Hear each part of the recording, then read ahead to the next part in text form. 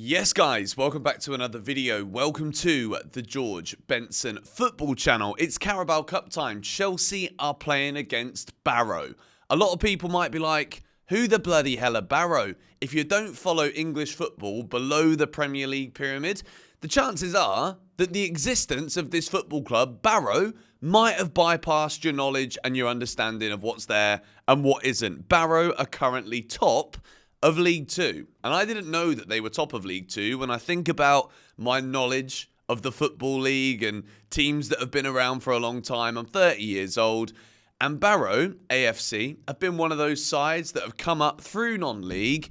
And they're having a very good start to the season. They played 7, they've won 5, they've drawn 1, they lost 1, they beat Derby County on penalties in the previous round.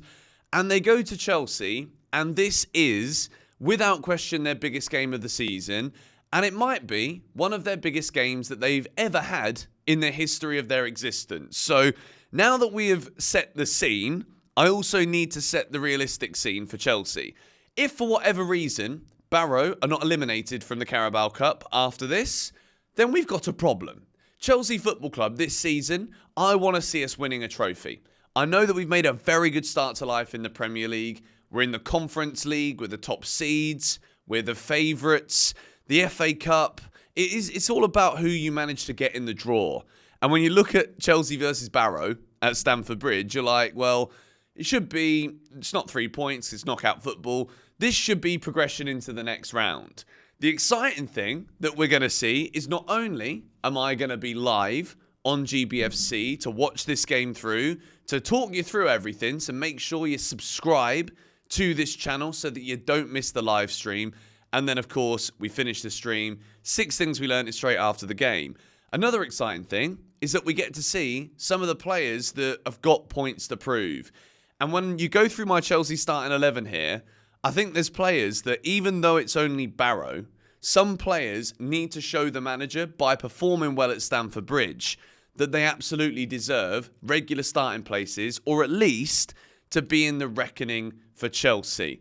The team that I've built, I actually think it is a bit more balanced than it looks. I think if you look at some of the players that I've chosen, particularly in that midfield where there is a lot of question marks about squad depth, I think Chelsea should be going out there and running riot in this game. I know it's difficult because for Barrow, they come to Stamford Bridge, they've got absolutely nothing to lose. So are they going to come and just sit back, try and frustrate Chelsea? Do they even have the quality to sit back and frustrate Chelsea? I think players like João Felix are definitely going to play.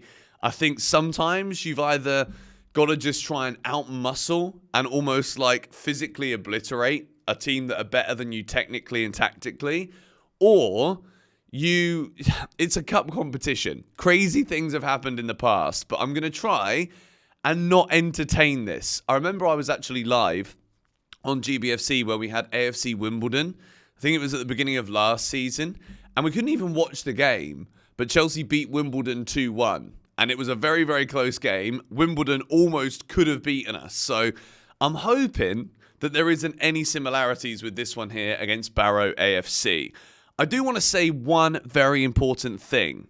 I think when it comes to the Stamford Bridge atmosphere, it's night and day what we're seeing at the minute. Chelsea is struggling at home. The manager's talking about the atmosphere at home compared to the atmosphere away. Chelsea away fans, it doesn't matter if we're losing every single match. Chelsea away fans are brilliant. They're loud, they're singing, they're supporting the team. Stamford Bridge is a morgue. Stamford Bridge is one of the worst atmospheres for a Premier League home side in the Premier League. I used to defend the atmosphere if people would be like, oh, Stamford Bridge is a library. The reality of the situation is, it has done nothing but get worse over the years. There's just not enough places inside Stamford Bridge that are focused on actually creating a better atmosphere. We need to support the team. And right now at Stamford Bridge, the atmosphere, in the first couple of games, it changes a lot when you start to win. So winning these away games the way that we have, scoring 6 at Wolves, grinding it out at Bournemouth, scoring 3 in a London derby away at West Ham, it should get the fans at Stamford Bridge behind the players again.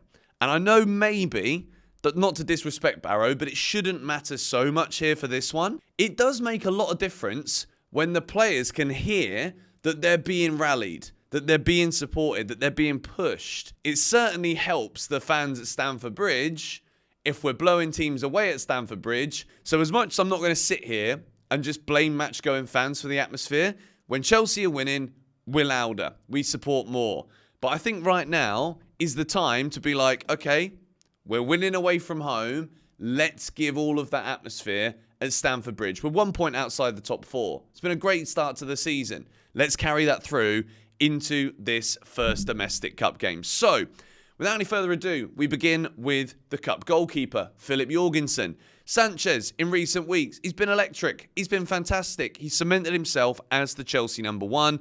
Big chance here for Jorgensen. Not sure he's going to have too much work to do. You'd like to think that he won't, but he does start in goal.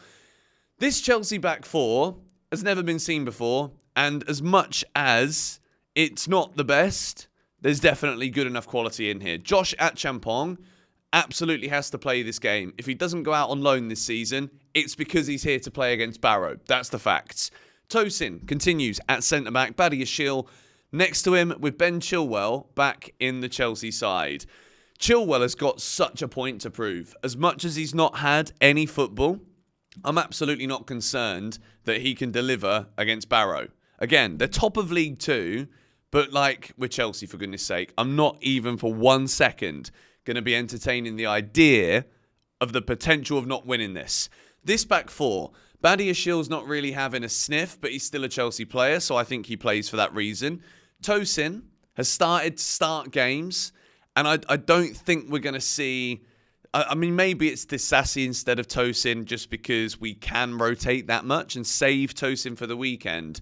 But I also think as much as we want to protect players here, we don't want injuries here, we also need to keep getting players minutes and minutes and minutes in the clock. And I think Tosin will get that. Moving in to a midfield two of Renato Vega and Dewsbury Hall. We don't really have anywhere else for this position. Cassidy is there, but for whatever reason, I just don't think we're going to see him. There could be the potential that we see a midfield three, which would probably see Cassidy get minutes. But with Vega and Dewsbury Hall, what we haven't seen yet of Kiernan Dewsbury Hall at Chelsea is that roaming getting forward, the legs in the midfield. That is what we saw at Leicester. We've not seen it at Chelsea. Many people are like, what did we actually sign Kiernan Dewsbury Hall for? Well, if there's an injury to Enzo Fernandez or Moises Caicedo, then what the bloody hell do Chelsea do in the middle? Lavia's injured. He's got a big injury record. We don't know when he's going to be fit again. Maybe Lavia could feature in this game against Barrow. The likelihood is I don't think he gets starting minutes. So what we could see here is Vega kind of sitting back a little bit, protecting that defence. Chilwell, we know, loves to get forward. So maybe he comes up. Achampong, we could see if he can invert, maybe. In which case, Dewsbury Hall can go and advance with the attack into the 5. But it's an exciting midfield in the way that we don't know. And I think I look at this and I'm like, well, Vega's good defensively. Dewsbury Hall is good going forward.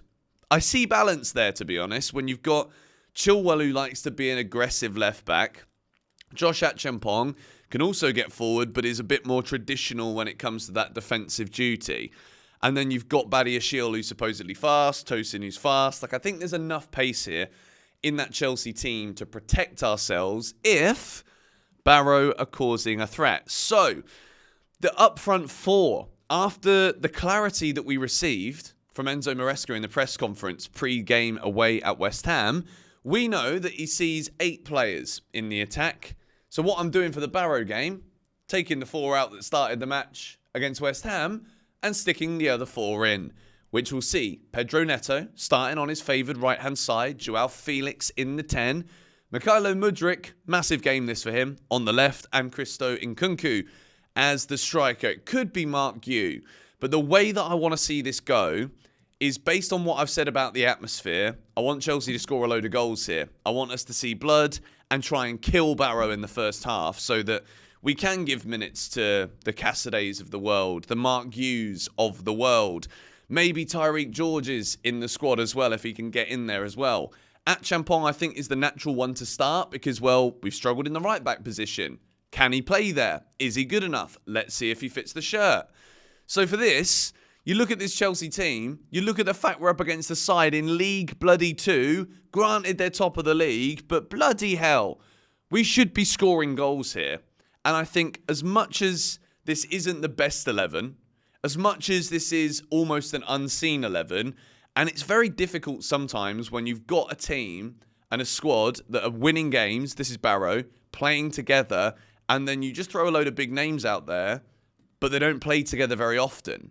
It could be that they struggle, the Chelsea players, to get a foothold of the game. It is a genuine possibility, but I'm hoping that there's just too much quality with too many players that need to prove a point to the manager to be even in consideration for getting minutes, not even starts. I don't think many of the players out there, apart from maybe Tosin and Neto and Kunku, I don't really see anyone else here as a starter for Chelsea. So there's a lot of people and players that will have an opportunity here to show what they can do. So I think Chelsea get it done. I think momentum is starting to sway in favour of Chelsea Football Club. We have got 4 matches now in a row at Stamford Bridge, and they're all winnable.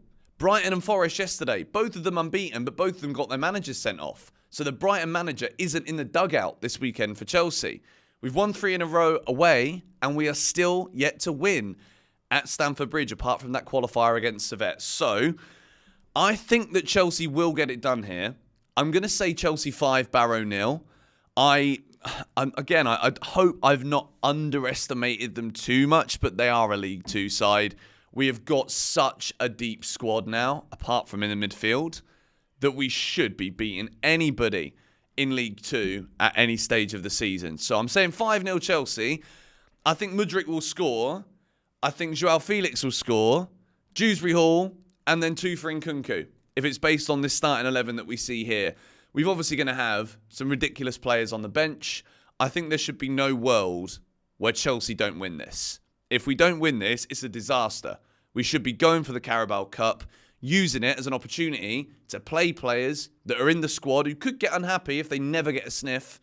This is a chance to keep everyone happy, keep building momentum, and get a big win at Stamford Bridge to get the home match going, fans on side, going into a massive Premier League game against unbeaten Brighton at the weekend. Let me know your thoughts on this 11 in the comments down below. Let me know your thoughts on Barrow. If you're a Barrow fan and you've stumbled across this video, I would love to hear what you have to say about your team. What can we expect at Stamford Bridge? And if you haven't already yet bought your Chelsea shirt for this season, I've got a GBFC 10 code for the Megastore. The link is in the description or on a QR code right here on the screen so that you can click that. Make sure you're subscribed and stay tuned because I will be live during Chelsea versus Barrow. Come on, you Blues.